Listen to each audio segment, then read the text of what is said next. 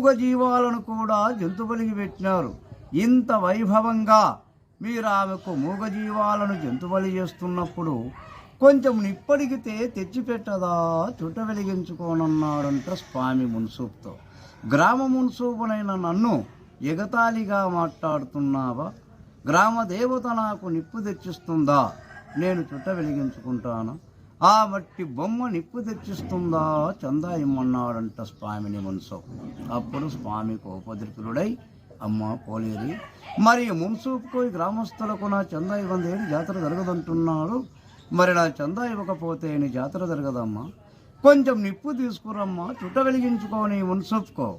నేనెవరైంది కూడా తెలుస్తుంది గ్రామస్తులకంటూనే స్వామి. అప్పుడు అమ్మవారు గలగలగలగల శబ్దం చేసుకుంటూ గజ్జెల సవ్వడితో నిప్పుల వైరాల మూకుడు తీసుకొని వస్తుందంట నడివీధిలో నుంచి అమ్మవారు. ఆ వచ్చే రూపం స్వామికే కనిపిస్తుందంట, కానీ ఎవరికీ కనపడదంట.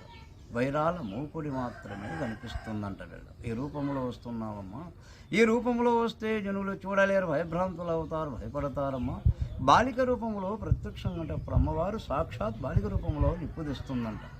అప్పుడు చెప్పినాడు స్వామి పోలేరి, ఈ రక్తపాతాలు ఇక్కడ వద్దు, గ్రామానికి వెలుపల మరలాంగు దూరంలో చెట్లో ఐక్యమైపోమ్మా, అక్కడే నీ పొంగళ్ళు జరుపుకోమంటూనే స్వామి. అప్పుడు అమ్మవారివి చెట్లో వెలిసిందమ్మా. గ్రామానికి 1 కిలోమీటర్ ఉంటుంది అమ్మవారి దేవస్థానం.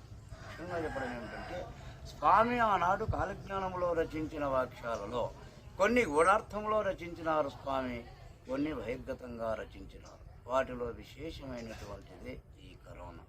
ఈశాన్య దేశమున విషగాలి పుట్టేనయ్య, కోరెంకి జబ్బు వచ్చెను, కోటి జన నష్టం కోడి వలె తొలగి సచ్చేరన్నారు.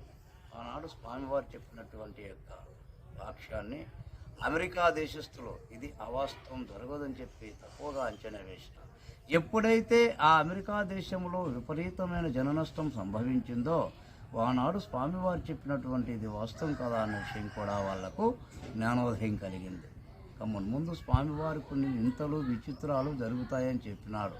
ఏమిటయ్యా అంటే, బెండ్లు మునిగి గుళ్ళు తేలుతాయన్నారు. ఏమిటయ్యా దాని అర్థం అంటే, న్యాయం అనేది అట్టడుగు స్థాయికి పోతుంది, అన్యాయం అనేది పైకి వస్తుందని దాని అర్థం. రామం రామం రామం అనేవారు ఏకకాలంలో రాజ్యం వెళ్తారన్నారు. తమిళనాడులో ఎంజి రామచంద్రన్ గారు, కర్ణాటకలో రామకృష్ణ హెగ్డే గారు, ఆంధ్రాలో ఎన్టీ రామారావు గారు ముగ్గురు ఏకకాలంలో రాజ్యం వెళ్ళినారు. విధవ రాజ్యం వెళ్తుందన్నారు శ్రీమతి ఇందిరాగాంధీ. ఉత్తరా దేశమున వైశ్య కులమందు గంధి అనేవాడు జన్మించేనయ్య, తెల్లధరలను తరిమి కొట్టే